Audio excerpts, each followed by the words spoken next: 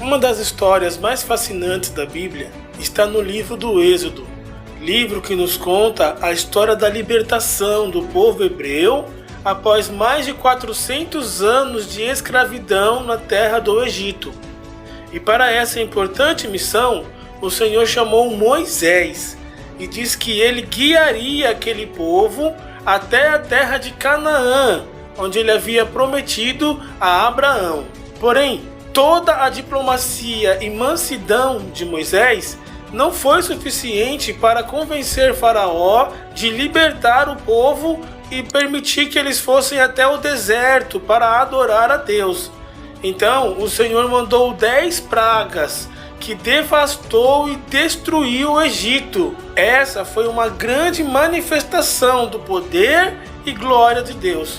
As pragas, além de convencer Faraó de libertar o povo de Deus, também serviu para mostrar aos egípcios que só existe um Deus e colocar por terra um por um dos deuses e divindades que eram adorados naquele lugar. Cada uma das pragas que caía sobre eles revelava um aspecto da falsa divindade ou da falsa religião daquele povo. Mas qual é o significado dessas pragas? Por que as águas se tornaram em sangue? Por que rãs? Por que gafanhotos? Vamos descobrir tudo isso nesse vídeo. Logo depois do seu like, do seu joinha. O seu like é o combustível desse canal. É ele que impulsiona esse canal para que outras pessoas possam estar encontrando e assim possam estar aprendendo com a gente.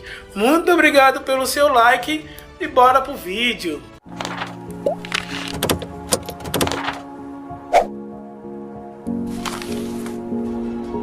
Mas galera, tudo bem com vocês? Sejam bem-vindos a mais um vídeo aqui no nosso canal. Eu sou o Robinho Barros e hoje nós vamos falar sobre as 10 pragas do Egito. O porquê que o Senhor enviou essas pragas em específico. Para começar, a primeira praga, que foi as águas se tornando em sangue, já foi uma afronta direta ao deus Nilo, que era uma personificação do deus Hapi, que eles acreditavam ser o deus da fertilidade. O rio Nilo era a principal fonte de abastecimento de água de todo o Egito. Tanto é que as primeiras civilizações do mundo se formaram em volta do rio Nilo, porque eles encontraram água e ali onde tinha água eles puderam aprender a arte da colheita. Aprenderam a plantar e colher os seus próprios alimentos e assim não precisavam ficar se mudando. Então, o rio Nilo era considerado por muitos naquela época o deus da vida. Porém, quando o Senhor tocou na água do Nilo, toda a água se tornou em sangue e todos os peixes e animais que viviam nessas águas morreram. Então o Senhor mostrou que somente Ele é o Deus da vida e também da morte. 2. Rãs. As rãs eram animais sagrados para os egípcios. Tanto que um dos seus principais ídolos, a deusa Hequete, tinha a cabeça de rã. Mas com a infestação de rãs que invadiu todo o Egito, o Senhor mostrou que ele tem poder e domínio sobre todas as coisas. E nem mesmo a deusa Hequete foi capaz de livrá-los dessa terrível praga. Além disso, com a infestação de rãs entrando nas casas das pessoas, muitos começaram a amaldiçoar a deusa Hequete, dizendo que era ela que estava lançando essa praga sobre todo o Egito. Mas nós sabemos muito bem que quem mandou essa praga foi o próprio Deus, para assim tentar convencer o Faraó a libertar o povo dele. Porém, o Faraó tinha magos, e esses magos começaram a replicar as pragas que o Senhor havia mandado. Por exemplo, nessa hora que as rãs começaram a invadir o Egito, os magos do Faraó invocaram muitos sapos que também entraram no meio, também invadiram o Egito. Por isso, o rei não libertava o povo de Deus. Porém, na terceira praga, que foi dos piolhos, a Bíblia vai dizer que Arão estendeu a sua mão e com o seu bordão tocou o pó da terra, que se tornou em piolhos, que infestaram todas as pessoas e também no gado.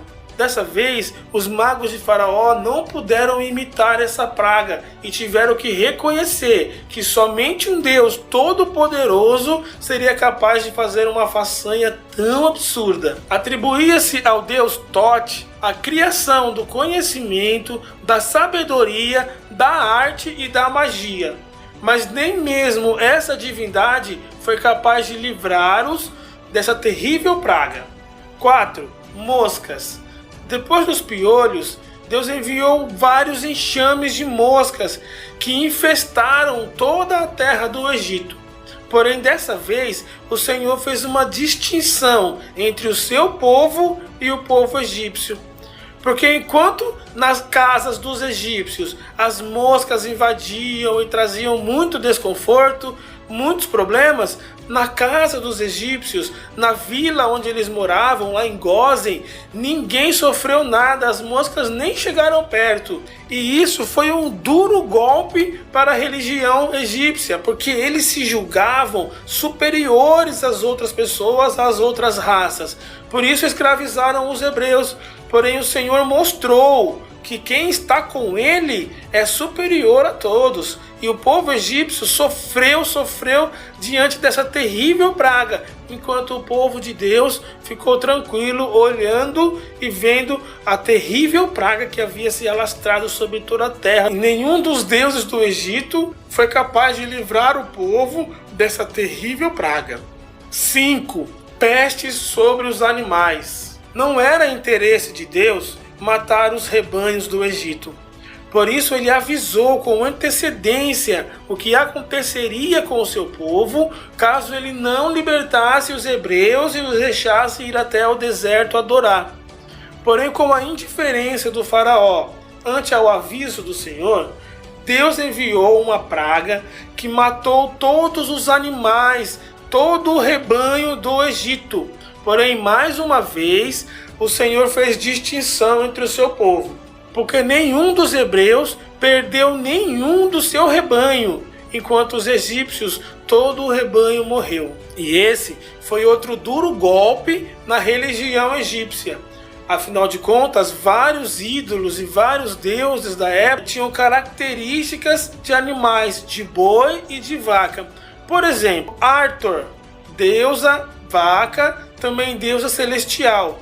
Ou Nut, que muitas vezes era representado como uma vaca. 6ª praga, ferida nos egípcios. Deus mandou Moisés espalhar um pouco de cinzas pelo ar, e ao fazê-lo, feridas terríveis apareceram na pele de todo o povo do Egito.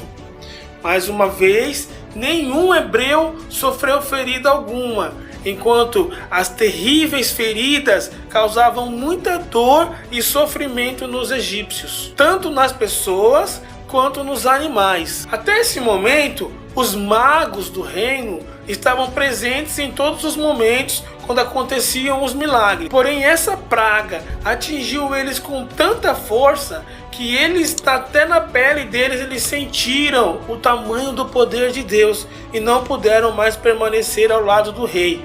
Assim, fugiram para suas casas atrás de segurança e cuidados médicos e perceberam que não tinha como continuar batendo de frente com o Todo-Poderoso Deus de Israel. 7ª praga, chuva de granizo. E mais uma vez, Deus, em sua infinita misericórdia, avisou o faraó que se ele não libertasse o povo dele, ele mandaria chuva de granizo, gelo e fogo junto caindo do céu. Os conselheiros do rei, ao ouvir essas palavras, ficaram assustados e temeram, e protegeram os seus escravos e o seu rebanho. Mas aqueles que ficaram e não se protegeram sofreram grande agonia. A chuva de granizo trouxe muita destruição e morte, além de envergonhar os deuses do Egito, que eram considerados como tendo o controle absoluto sobre os elementos naturais, como Íris, deusa da água, e Osíris, deus do fogo. 8ª praga, gafanhotos. A praga dos gafanhotos destruiu toda a vegetação que havia sobrado da terrível e devastadora chuva de granizo e mostrou que Deus tem o poder e controle absoluto sobre todos os elementos da natureza. Mais uma vez, Moisés avisou a Faraó que gafanhotos iriam atacar, que ele deveria libertar o seu povo. Os conselheiros do rei imploraram para que ele libertasse o povo. Porém, Faraó se irritou com Moisés e Arão e os expulsou da sua presença. E nesse momento surgiu tantos gafanhotos que se formou uma grande nuvem no céu, tampando assim o sol e escurecendo o dia. Deus encheu os céus e a terra de gafanhotos. E os deuses Shu, deus do ar, e Sebeque, deus inseto, não puderam fazer nada para impedir essa grande destruição que foi a praga dos gafanhotos. Nona praga, trevas sobre o Egito. Deus mandou Moisés estender as suas mãos para o céu e trevas muito densas começaram a se formar e cobriram toda a terra do Egito por 3 dias. Apenas nas casas hebreias ainda existia luz. Assim como as pragas anteriores, essa desferiu um forte golpe na religião egípcia. Por quê? Porque por séculos o deus Sol, também chamado de Ra, foi o principal deus, a principal divindade de todo o Egito. Inclusive os faraós se consideravam filhos de Ra. Por isso, acreditava-se que eles tinham um poder a mais sobre as outras pessoas. Esse deus também era identificado como Amon e também conhecido como Amon-Ra. Os maiores templos que a humanidade já viu foram construídos em honra deste deus. Inclusive, o grande templo Karnak, mesmo em ruínas, até hoje ele é esplêndido. Você olha e fala, magnífico, que obra incrível. Tudo em homenagem a esse Deus. 10. Morte dos primogênitos. Sem dúvida nenhuma, a mais devastadora de todas as pragas foi a última. Pois a Bíblia vai dizer que o anjo do Senhor passou e matou todos os primogênitos da casa do Egito. Todos os primeiros filhos, tanto das pessoas quanto dos animais também, todos morreram. Apenas os hebreus, que marcaram os umbrais das suas portas com o sangue do cordeiro que foi sacrificado a Deus, foram livres. Os outros todos morreram. Eu já fiz um vídeo contando essa história completa para vocês, como foi que o Senhor mandou que eles se protegessem. Eu vou deixar aqui no card para vocês. Depois vocês dão uma olhadinha lá. É o vídeo sobre a Páscoa, tá bom? Continuando aqui, a morte dos primogênitos do Egito foi o maior vexame para a religião egípcia. Por quê? Porque o primeiro filho, ele era o herdeiro principal e o sinal da continuidade daquele país. Então, ao ver o seu filho morto, Faraó não teve o que fazer. Ele mandou os seus servos irem chamar Moisés e Arão ainda de noite. E quando eles vieram, ele disse, vai, leva o seu povo embora, leva o que é seu, leva o seu rebanho, leva o seu gado, tudo que for pertencente a vocês, vão embora daqui. Porque aquele golpe realmente foi duro. O rei realmente sentiu aquela dor. E a rendição de Faraó foi total. Porque além dele libertar o povo, deixar que eles levassem tudo que era deles, ele ainda disse para Moisés e para Arão, olha, vão embora com o seu povo e abençoem a mim. Olha que maravilha. Ele percebeu que da boca de Moisés e de Arão saíram tantas maldições, também poderia sair bênção. Ele quis aquela bênção para ele. Não sabemos como foi que os irmãos receberam, mas o importante é que o rei reconheceu que somente a bênção de Deus poderia parar, poderia cessar todo aquele sofrimento.